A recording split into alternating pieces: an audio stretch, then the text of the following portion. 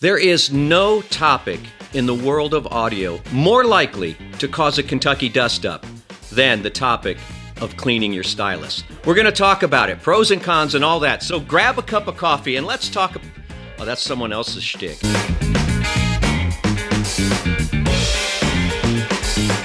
Hi, I'm Bob, and you are back in the United States of Analog. How you doing? Great. I'm doing fine. Thanks for asking. Today, we're going to talk about cleaning your stylus. Why we should do it, how we should do it. Let me tell you, there are a lot of theories about all of that, not the least of which is how to do it, because cleaning your stylus is a lot like making chili, all right? Everybody's gonna do it different. Some people are beans, some people are no beans. I'm pro beans, even though I live in Texas. Not a very popular decision on my part, but that's the way I like it. Now, before we get going, we have some work to do. We've got to do all that YouTube type stuff. We've got to go down there and like, subscribe, hit that notification bell, and I want you to comment throughout this video, what is your preferred way of cleaning your stylus? We can all learn from each other. I am no expert. I don't have an electron microscope. It's all about peace of mind. It's all about getting that little extra sound quality out of your recordings. But we're going to talk a little bit of science about, why debris sticks to your stylus, why there's debris in your records, all of that stuff. But before we do, I feel like I owe it to my international viewers to tell them what a Kentucky dust-up is. You heard me say that in the intro. A Kentucky dust-up is a physical altercation or fight. That term was originally coined after a Kentucky football game. The term dust-up is used to describe a fight in the street that raises dust, like in an old western. And Kentucky dust-up is exactly what you're going to get when you talk to other audiophiles about cleaning your stylus. We all do it different. We all have our methods and our theories. We're going to get to that.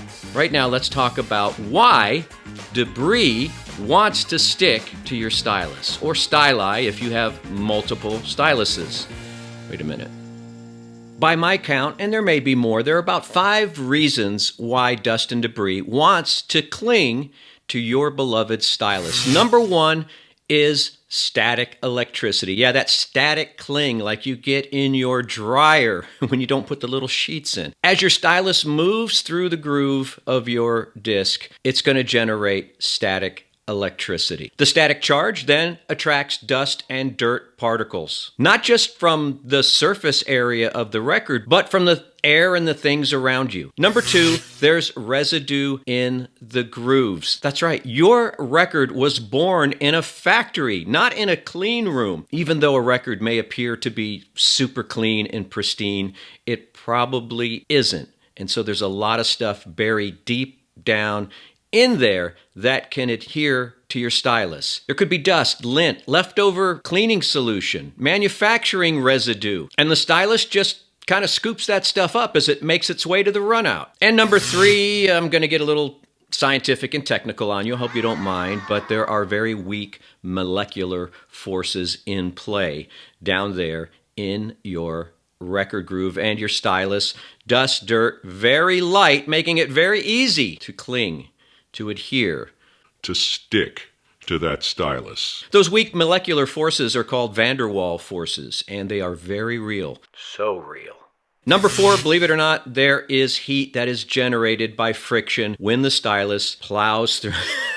Well, it doesn't plow through, but when the stylus is making its way happily through the record groove, it's going to soften the oils that are down in there, the dirt, the grime, and it's going to make it kind of sticky. And you know what happens when something gets sticky. And the final reason, at least in my book, why stuff sticks to your stylus is just poor record hygiene. Man, you got to keep your machine clean, keep your vinyl clean and all that stuff. Nothing would stick to your stylus if there was nothing in the record groove. So let's keep those records clean. Let's do the best we can. Get yourself one of those little cheap spin cleaners or a record doctor or an ultrasonic cleaner if you've got that kind of money. And in doing so, your stylus is going to be less likely to pick up all that debris. Now let's get to the various methods you can use to clean that stylus. Or styli, or styluses. Oh, by the way, here's a few general tips about cleaning a stylus before we get to the various techniques. Always clean the stylus when the turntable is off. You don't want to blow out your speakers because your amp is on, your turntable's on, and you're dragging a brush across the stylus and boom! You get unwanted noise in your room, or you could do some damage to the speakers because it is an abrasive process. And by cleaning your stylus often, you can cut down on the accumulation of debris. I'd also like to add that let's be in the right frame of mind when we clean our stylus or styli because they're very delicate, obviously. And you don't want to mishandle a cartridge. You don't want to mishandle a stylus brush as you're using it. And always go from back to front. By the way, we're going to get to brushing, but always go from back to front when you're dusting off a cartridge. One of the things you can do to make your job easier is to choose a turntable that has a removable head shell. Always easier to clean your stylus when you can hold the head shell in your hand, inspect the stylus. I like to use a loop. This is like a little magnifying glass. This was originally made to look at like photo negatives or contact sheets, but it's also handy for getting a little closer look at a stylus. It gets the job done, and it's better than your naked eye. Yeah, don't be rushed. Don't be impatient. Let's be demure and mindful as we clean our stylus. All right, now put up your dukes because it's gravel or grass as we talk about 5 allegedly safe ways to clean your stylus. There may be more.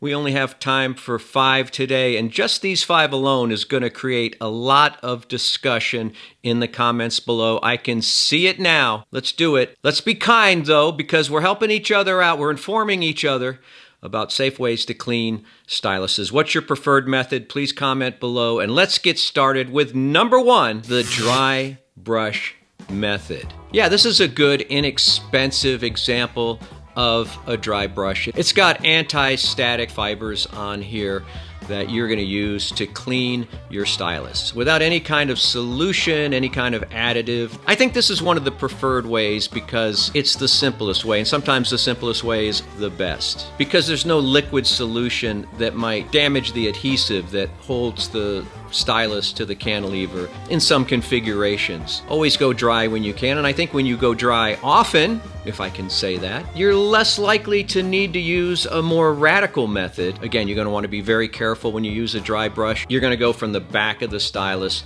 forward very gently, only a few times, only enough to clear some of that debris out of the way. Number 2 is a gel-based pad. Yeah, if you look on Amazon or other places where fine phonographic items are sold, you'll see these little gel discs that you can simply very lightly drop your stylus into. That gel has some adhesive properties that will actually drag the debris off of the stylus. Think about dipping a dirty spoon into a bowl of Jell-O. I don't even know if that's a good analogy or not, but some of that stuff on the spoon would probably end up in the Jell-O. I'm sorry if I'm getting too scientific again. The reason some audiophiles like the gel is because it's a gentler process. You're not going to have to, be worried too much about accidentally misaligning your cantilever or your stylus because there's no physical brushing.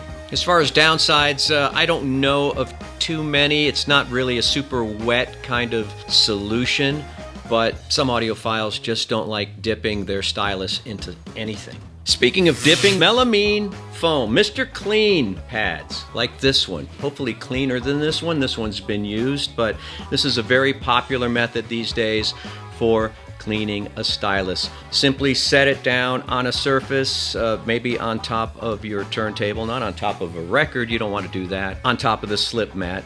Then gently lower your cartridge, your stylus, onto the melamine Mr. Clean pad, whatever you've got, and just do 2 or 3 little dips. Now this pad allegedly provides a non-abrasive process. It may be a mildly abrasive process, but there's something going on there that knocks off the dust and debris. Don't do it too often. Don't do it more than 2 or 3 dips. Let's keep that stylus clean with Mr. Clean. Number 4 is adding this to this, a little solution to your brush. Sometimes your stylus is so dirty, so filthy, because you didn't maintain it on a regular basis that you're going to have to use a little wet solution to get off the debris. It's okay. Your cartridge, your needle, your stylus is probably gonna survive. I don't think the stylus is gonna fall off the cantilever unless you do it a lot. But you don't want to do it too often, and sometimes it's needed. I use a little solution like this, which comes from Record Doctor, and I assume that it's relatively safe, but I use it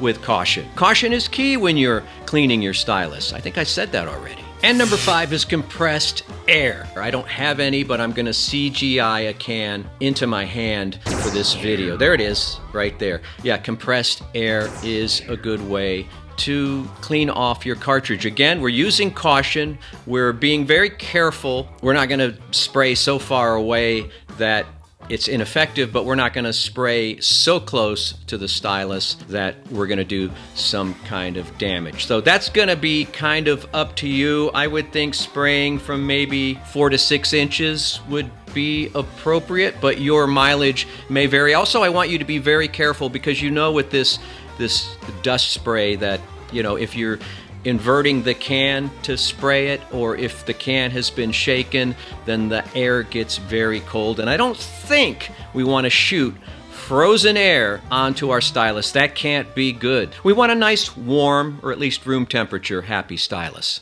All right, that's kind of it. There are probably many other ways that people use to clean a stylus. Let the comments begin below. Don't forget to like and subscribe. Close to 20,000 subs right now. You could be the 20,000. You could be the 20,000. You could be the 20.